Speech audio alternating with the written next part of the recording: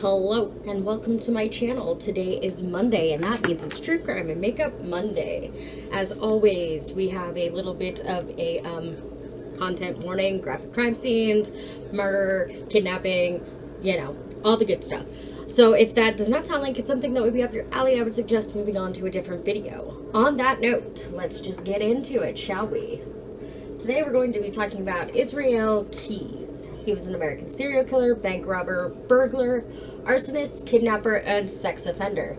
He murdered at least 3 people and is suspected of murdering between 11 and 20 people and committed dozens of felonies including armed robbery, arson, rape, and burglary across the United States from July 2001 to February 2012. While awaiting trial, Keyes killed himself by slashing his wrists and hanging himself.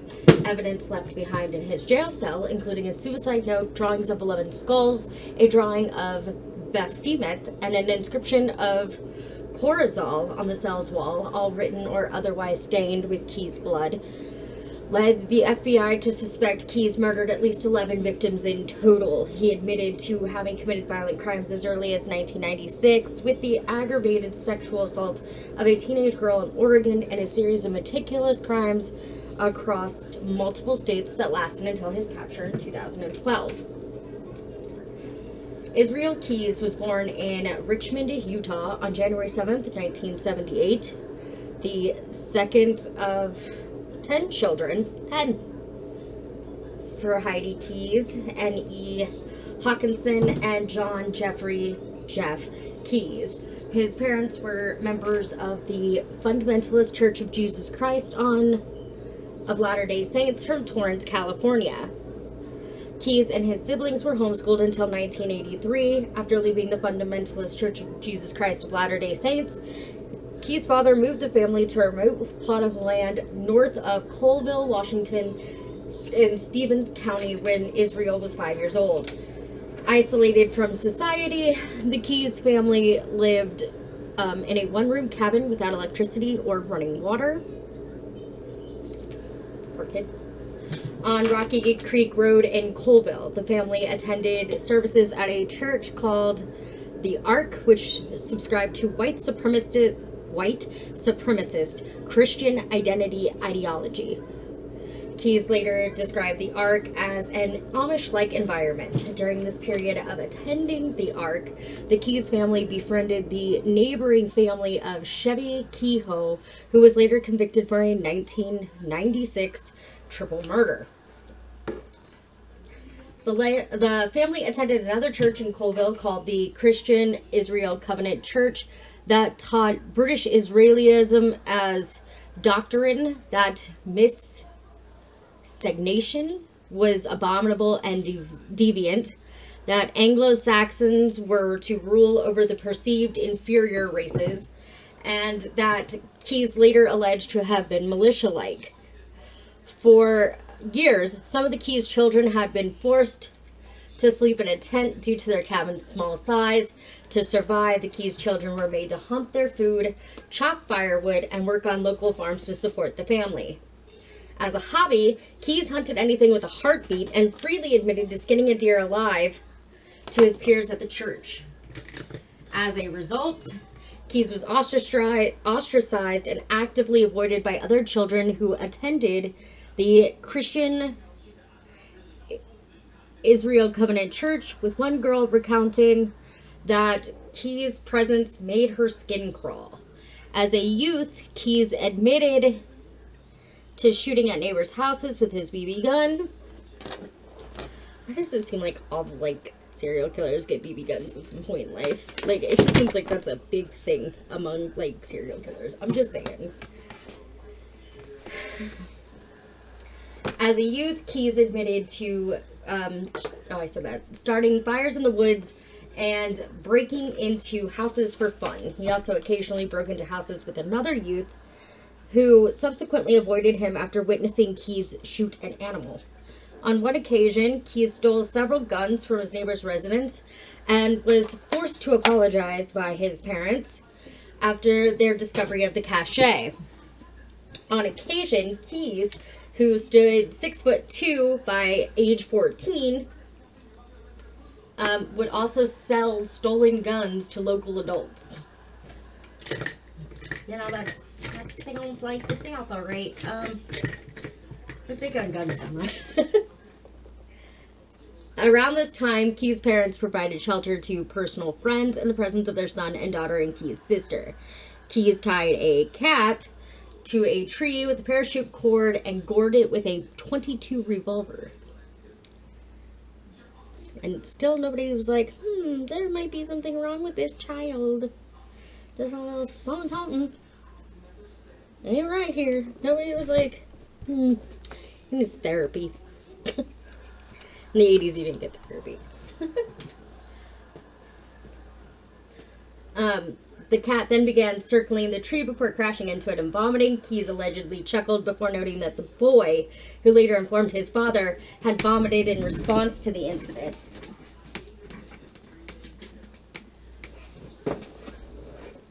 Keyes had an epiphany in which he felt that he was different from his peers who ran away from him. Upon this realization, he kept his increasingly antisocial behavior to himself, withdrawing socially due to being ostracized. In addition, Keyes' mother began to notice some troubling signs in Keyes during this period when he began tuning into various radio stations and different things. Yeah, that would have been what got me. Not the murdering of animals. We're gonna worry about the fact that he's listening to certain radio stations. By his teenage years, Keyes had become a skilled and proficient carpenter, building his first wooden cabin for his family at age 16. He also began working for a Coville contractor from 95 to 97. So, like, he had a skill. And we still ended up a murderer, so... Around this time, I mean, that doesn't mean anything. And I say that because, like, people will be like, oh, well, if they don't have a job and stuff, then they resort to a life of crime. John Wayne Gacy married a woman whose father, like, owned all these KFCs and still murdered boys. So it has nothing to do with, like, employment or anything else. And that always gets me when people say stuff like that. Around this time, Keyes kept a journal from early childhood littered with Bible scriptures, documenting daily sins for which he felt shame, such as lusting after his girlfriend. So, you know, normal stuff that the church would put you down for, essentially. You can tell I was raised in the Catholic Church, can't you? Soon thereafter, the family relocated to Smyrna, Maine. That's a hell of a name there.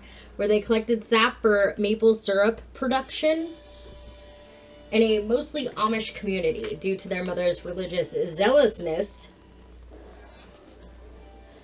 I gotta be careful with this because this is glitter and I'm not trying to end up with it in my eye. I've done that before, and believe me when I say that ish burns.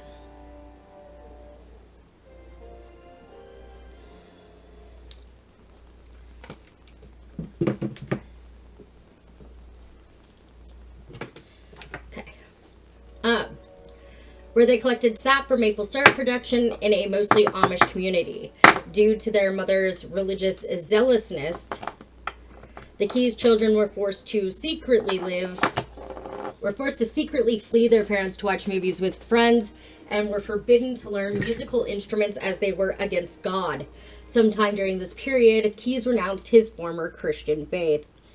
Now, I was raised in the Catholic Church, which is very similar to Christianity, although maybe not as hardcore zealot as Christianity can be. Not saying that there's anything wrong with being Christian, there's not, so don't come for me. But we were, like, never discouraged from learning how to play an instrument or going out with friends or doing any of that stuff.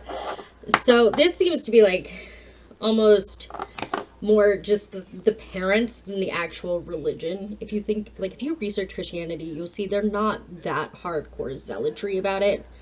I mean, there's always going to be people in every religion that are like hardcore, this is the way it's supposed to be and it can't be any other way but this way. But they're not like that for the most part. And they don't stop you from having friends or partners. But they do believe, as I said, that, you know, sex before marriage is a sin and blah, blah, blah, blah, blah. No drinking on Sundays, no tattoos, you know, all that fun stuff. But this is like a more like zealot type of religion than normal Christianity. On one occasion, Keyes declared his atheism to his parents, both of whom he previously made tireless and constant efforts to please after an intense argument. This led his parents to evict their eldest son from their residence, shunning him for apparent blasphemy. They then instructed his younger siblings, who looked up to Keyes, to never have contact with him again. Keyes then developed an inordinate interest in Satanism, with plans of committing a ritualistic murder. In the summer of 1997 or 98, Keyes committed a sexual assault on a teenage girl who had been tubing with her friends down the Deschutes River in Maupin, Oregon. Although this was not his first sexual assault, Keyes admitted that he stalked her from a tree line before very violently sexually assaulting the girl, whom he estimated to be between 14 and 18 at knife point.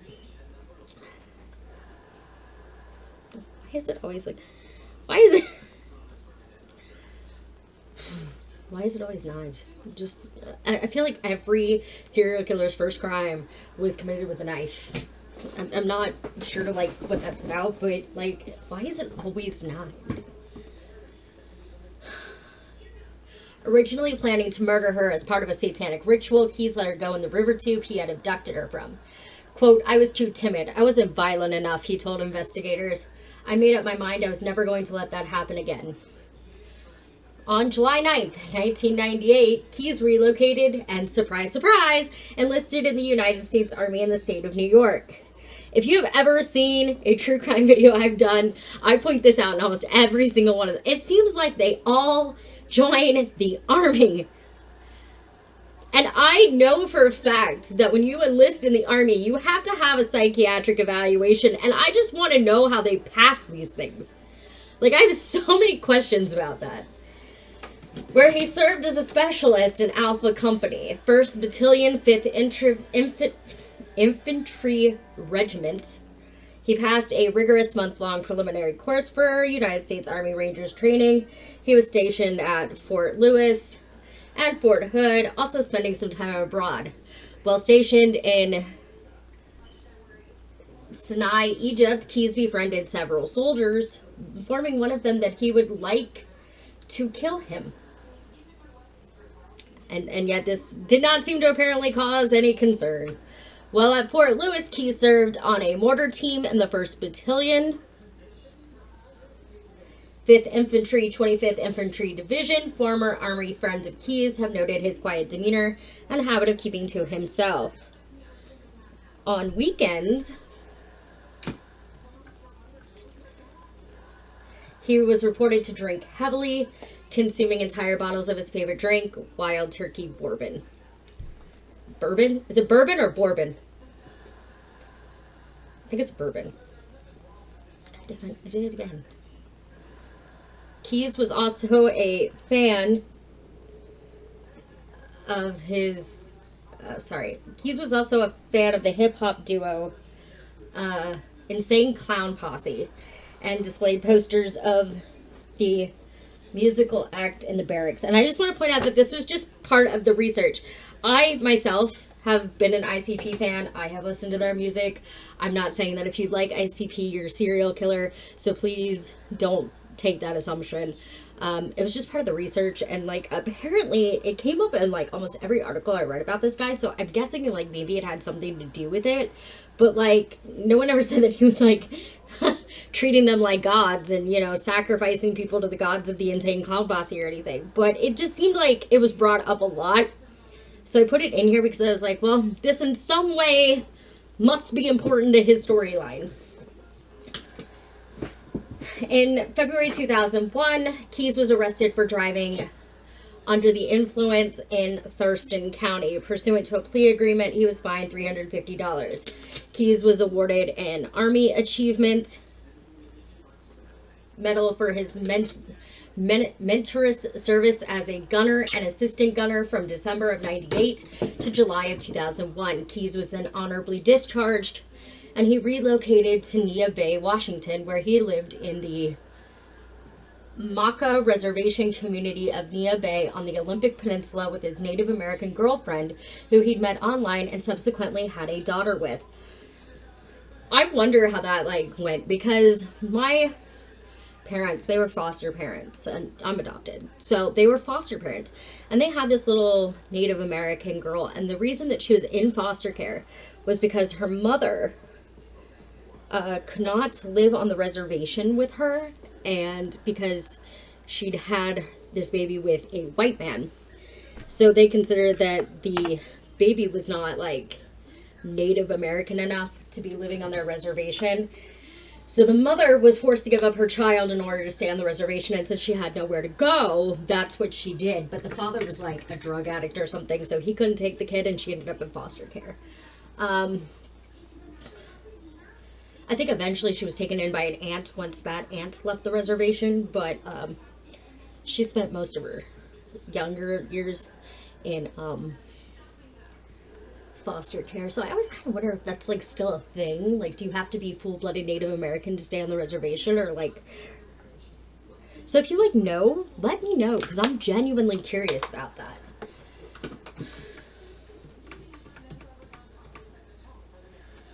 Where he, and in 2007, Keyes started a construction business in Alaska called Keyes Construction while working as a handyman, contractor, and construction worker. When asked if his murder started after his discharge from the Army, Keyes cryptically replied, "Yeah, Nia Bay's a boring town."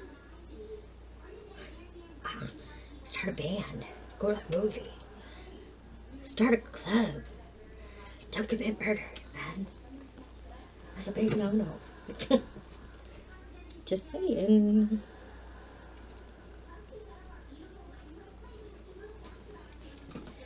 Keyes targeted random people all across the United States to avoid detection with months of planning before he committed a particular crime. He specifically frequented campgrounds and isolated locations, which to me, when I read that, screamed mommy issues or daddy issues, because that's how they grew up. They lived in cabins and campgrounds and tents. And maybe in some way the goal was to get back at his parents in some way. You know what I mean? Most serial killers do, I guess.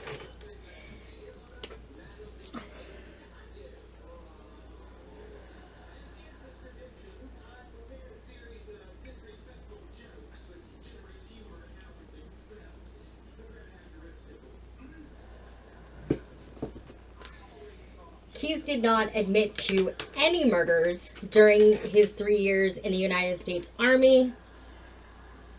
Oh wait, I've skipped a whole paragraph. Keyes targeted random people all across the United States to avoid detection with months of planning before he committed a particular crime. He specifically frequented campgrounds and isolated locations. He claimed to only use guns when he had to and preferred strangulation. I mean, I guess it's quieter. This was due to the pleasure he derived from witnessing victims lose consciousness in the struggle. He claimed to not kill children or parents of children, primarily because of his daughter, whom he feared finding out about him and his crimes. However, police and FBI investigators were skeptical of this claim and suspected Keyes of killing several teenagers and children. Let me do this real quick and we'll continue. This is another thing you don't ever want to get in your eye.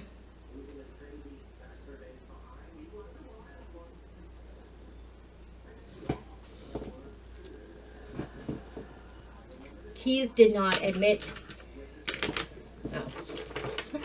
to any murders during his 3 years in the United States Army, but he did admit to twice attempting rapes of women, once with a sex worker while on leave in Egypt, and another time with a college student he met in Israel.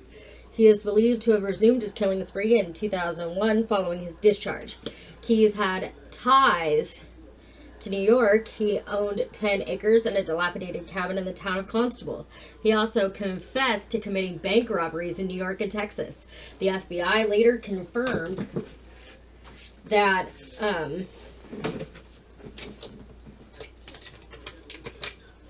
Keys robbed the community bank branch in Tupper Lake, New York. Why was I going to say Tupperware? Tupper Lake, New York in April of 2009.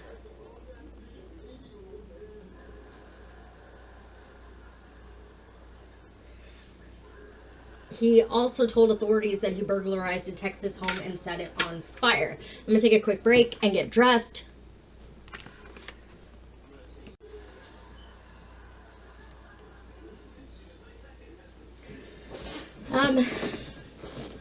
Where was I?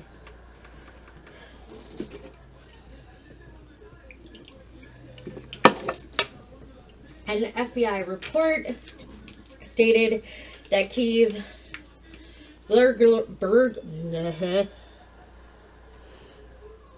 Sorry, I'm struggling with words today.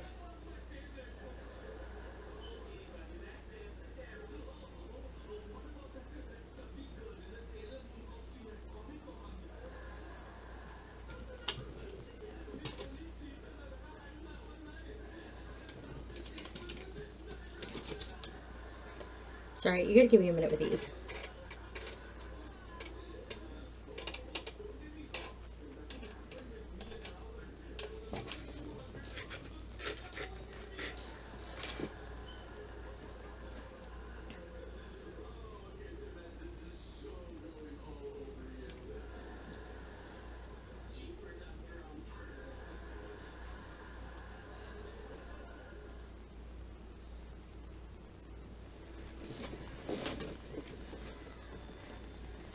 They're really long, aren't they?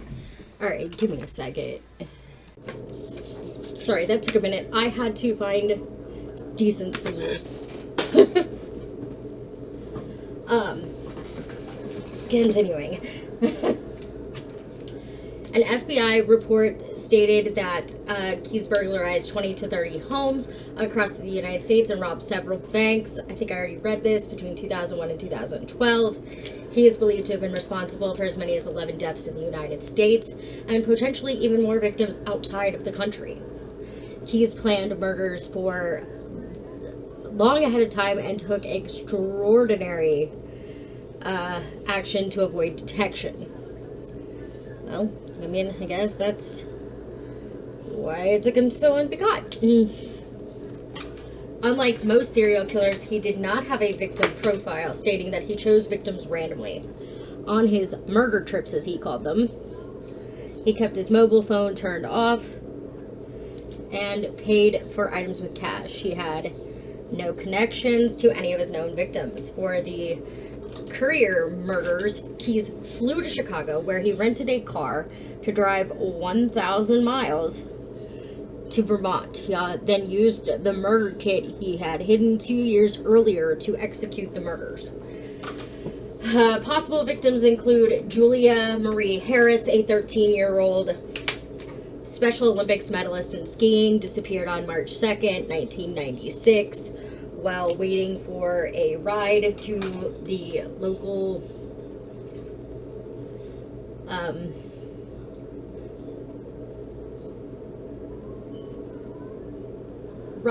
church in Colville, Washington. Her remains were found on April 26, 1997, in a wooded area a few miles away. A cause of death was not determined. Harris was a double amputee whose prosthetic feet were found by the Colville River a month after her disappearance.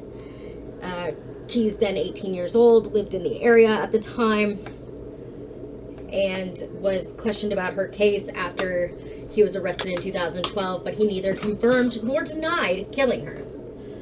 Cassandra Cassie Emerson, 12, another young girl from the Colville, Washington area,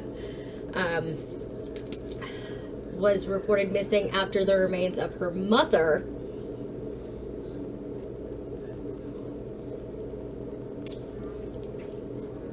Marlene K. Emerson, 29, were discovered in their burned-out trailer home on June 27, 1997. Cassie's remains were found in 1998, about 13 miles from her home. Keys admit that he did admit that his first act of arson was a trailer in Colville. Keys admitted to investigators that he had killed 5 people in Washington state and was the subject of an active investigation by the state police and the FBI. Keyes claimed to have either buried or submerged a victim in the lake in Neah Bay, Washington, sometime between July 1st and October 2001.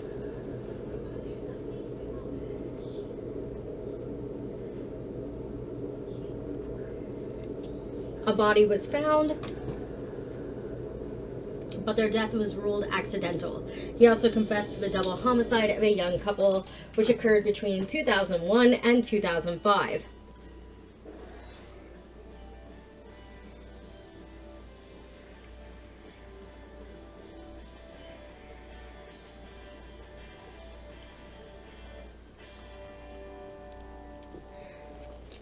According to Keyes,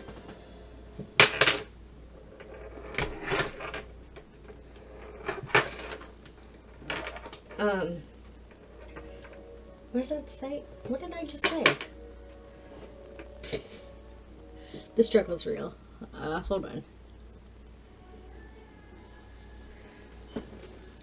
According to Keyes, the male was beaten to death and the female was fatally strangled. Both victims were buried.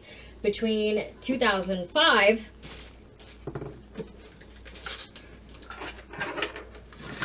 and 2006, Keyes said he had killed 2 further victims who were both killed separately. One was apparently dumped in Lake Crescent, Washington. Keyes did not have a felony criminal record in Washington, although he had been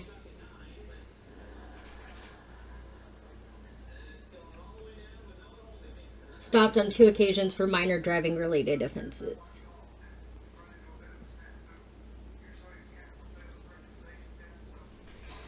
I effed that up big time. Hold on.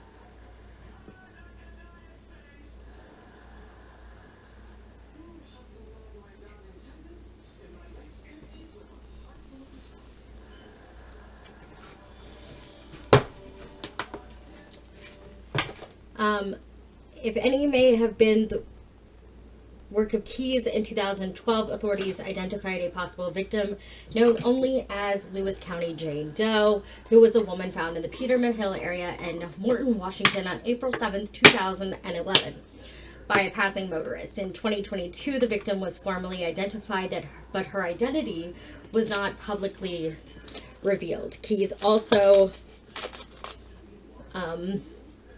confessed to at least 1 murder in New York State in late 2012. Authorities have not determined the identity, age, or sex of the victim, or when and where the murder may have occurred, but regarded the confession as credible. Keyes is a suspect in a series of 2007 crimes by the Boca killer near Boca Raton, Florida.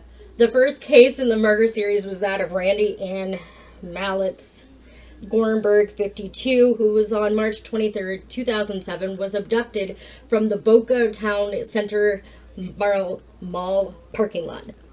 Within an hour, her body with 2 fatal bullet wounds was dumped at a different location. The second crime was the kidnapping of an unidentified woman who claimed she and her toddler son were abducted from the same shopping mall parking lot on August 7th, 2007. Though the kidnapper wore a mask and sunglasses, the victim caught glimpses of his face and described him as a tall, athletically built man with long hair, which generally matched Keyes' description. This woman was released unharmed after the assailant forced her to withdraw cash from an automated teller machine. The third Boca case was the murder of Nancy oh my god, I feel so bad because I know I'm going to mess this up. Boshiko, 47 years old, and her 7-year-old daughter, Joey Boshiko Hauser, who were found fatally shot in their vehicle at the Boca Town Center Mall parking lot on December 12th of 2007. Authorities believe Keyes may have murdered 48-year-old Deborah Feldman, a prostitute with alleged substance abuse issues, after discovering that he had frequently searched for her missing persons case on his computer shortly before his arrest. Feldman was last seen at her apartment in Hackensack, New Jersey on April 8, 2009. Her body has never been recovered. Federal agents showed Feldman's image to Keyes, upon which he hesitated. He waited, and he then said, "Only I don't want to talk about her yet." It is suspected that, Jesus Christ,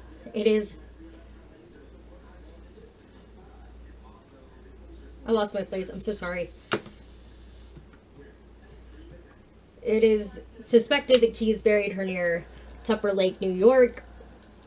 Keyes confessed to murdering 49-year-old William Bill Scott Currier and 55-year-old Lorraine Simone Currier of Essex, Vermont. Keyes broke into the Currier home the night of June 8th, 2011, and tied them up before driving them to an abandoned farmhouse, where he shot Bill before sexually assaulting and strangling Lorraine. Their bodies have never been found. 2 years prior, Keyes hid a murder kit, which he later used near the Currier home. After the murders, he moved most of the contents into a new hiding place in Parrishville, New York, where they remained until after his arrest. Keyes' last confirmed victim was 18-year-old Samantha Tesla Koenig, a coffee booth employee in Anchorage, Alaska. Keyes kidnapped Koenig from her workplace on February 1st, 2012, took her debit card and other property, departed on a pre-booked 2-week cruise with his family in the Gulf of Mexico. When he returned to Alaska, he removed Koenig's body from the shed, applied makeup to the corpse's face, sewed her eyes open with fishing line, and snapped a picture of a 4-day-old issue of the Anchorage Daily News alongside her body, posed to appear that she was still alive. After demanding $30,000 in ransom, Keyes dismembered Koenig's body and disposed of it in Matanuska Lake, north of Anchorage. Keyes is a suspect in the murder of 58-year-old James Jimmy Lamar Tidwell Jr., an electrician who disappeared in Mount Enterprise, Texas, on February 15, 2012. He was last seen at 5:30 a.m. that day after he had finished working the night shift. During a bank robbery in Ozzie, Texas on February 16, 2012, the culprit, believed to be Keyes, wore a white hard hat similar to Tidwell's. Tidwell's hair also resembled a dark-haired wig worn by Keyes during the robbery. While interrogated, Keyes stated that his wig was in fact human hair. When asked where he had obtained the human hair, Keyes refused to elaborate, but said, "You don't have to buy real hair to get real hair." Which I think is just a really fancy way of saying he killed somebody for it. That's my personal opinion, though. Having had Mindhunter inside the FBI's elite serial crime unit in his youth and continuing to meticulously study serial killers, Keyes idolized Ted Bundy and felt that he shared many similarities with him. Both were methodical and felt as though they possessed their victims despite their difference in victim choice and modus operandi. Keyes even went as far as to imitate Bundy's court escape and was immediately seized by guards. He also admired and studied other serial killers, yet actively shunned media attention for his crimes, as he was fearful for his family and being labeled a copycat for his admiration of Bundy and other murderers. Keyes called Dennis Rader a wimp for getting caught, or for apologizing in court and showing remorse for his crimes, but expressed admiration for serial killers that haven't been caught. Dennis Rader did not actually feel any remorse. He expressed remorse because he knew that was what he was supposed to do, and he wanted to be released. He was just conning people. He never actually experienced any remorse for what he did, and has gone on to say since then that he has had no remorse for the crimes that he committed. when asked in an interview, and technically, Ted Bundy didn't take credit for his crimes either. He tried to blame it on a whole other person. He invented a dude to take responsibility for his crimes. So, none of them will really admit that they were killers. Ted Bundy went to his death claiming that he didn't do it, and he was just... yeah, anyway. I probably know every single serial killer that's ever been written about. It's kind of a hobby of mine. When FBI agents informed him of the 2012 Aurora, Colorado shooting, he inquired as to the status of the shooter. Keyes had also expressed mild interest in the mass murderer's perpetrator, James Holmes. After Koenig's murder, Keyes demanded ransom money, and police were able to track withdrawals from her account as he moved throughout the southwestern U.S. During that time, the police controversially refused to release surveillance video of Koenig's abduction. I keep wanting to say King, and I don't know why. Keyes was arrested by Texas Highway Patrol Corporal Brian Henry and Texas Ranger Stephen Rayburn in the parking lot of the Cotton Patch Cafe in Lufkin, Texas, on the morning of March 13, 2012. Investigators had circulated a lookout bulletin for the suspect's car, which had been used at ATMs to withdraw money from Koenig's account. Keyes' car matched this description. Keyes was stopped after he drove slightly over the speed limit. His vehicle was searched after officers spotted cash stained with bright ink, indicating a dye pack from a bank robbery. Koenig's ATM card and cell phone were also discovered in Keyes' car. Keyes was subsequently extradited to Alaska, where he confessed to the Koenig murder. He was represented by the Rich Kurtner, federal public defender for Alaska. Keyes was indicted in the case, and his trial was scheduled to begin in March 2013. While incarcerated, Keyes spoke to investigators several times over a period of months. He cooperated at first to an extent, confessing to some of his crimes, and stated he wished to be executed within a year. Keyes said he wanted to avoid publicity due to the negative attention his younger daughter might face, but largely stopped cooperating after his identity was discussed in the media. On Wednesday, May 23, 2012, Keyes attempted to escape during a routine hearing. He used wood shavings from a pencil to pick his cuffs. U.S. Marshals used a taser to subdue him. While being held in jail at the Anchorage Correctional Complex on suspicion of murder, Keyes managed to conceal a razor blade in his cell. He was not allowed razor blades as he was under security restrictions of using an electric razor under supervision. He died by suicide on December 2, 2012 via cutting his wrists and an attempted strangulation. A suicide note found under his body consisted of an ode to murder, but offered no clues about other possible victims. In 2020, the FBI released the drawings of 11 skulls and 1 pentagram, which had been drawn in blood and found underneath Keyes' jail cell bed after his suicide. One of the drawings included the phrase, "We are one," written at the bottom. The FBI believes the number of skulls correlates with what are believed to be the total number of his victims. Keyes has been the subject of multiple books. Multiple true crime podcasts have discussed him, including True Crime Bullshit, which focuses exclusively on Keyes and his victims. The name for the podcast comes from a quote from Keyes in one of his interviews with the FBI. Quote, "My concern, the problem is nowadays, the more stuff my name is attached to, the more likely it is that somebody's going to try to do some kind of stupid fucking TV special, or you know how it is nowadays, like with all this true crime bullshit and that people are obsessed with." End quote. Keyes is also the subject of the documentary Method of a Serial Killer, released in 2018 by the Oxygen Channel. Most of the FBI interrogations were released publicly by Anchorage Daily News to SoundCloud that same year. They were removed from SoundCloud in 2019, but have since become available on YouTube. As always, y'all, that was a rough one. Like I said, if it ever involves kids, it always takes a lot out of me to talk about. It's never easy. But on that note, please don't do anything I wouldn't do. Be cautiously kind to others and make good choices. And I'll see y'all next week. Bye.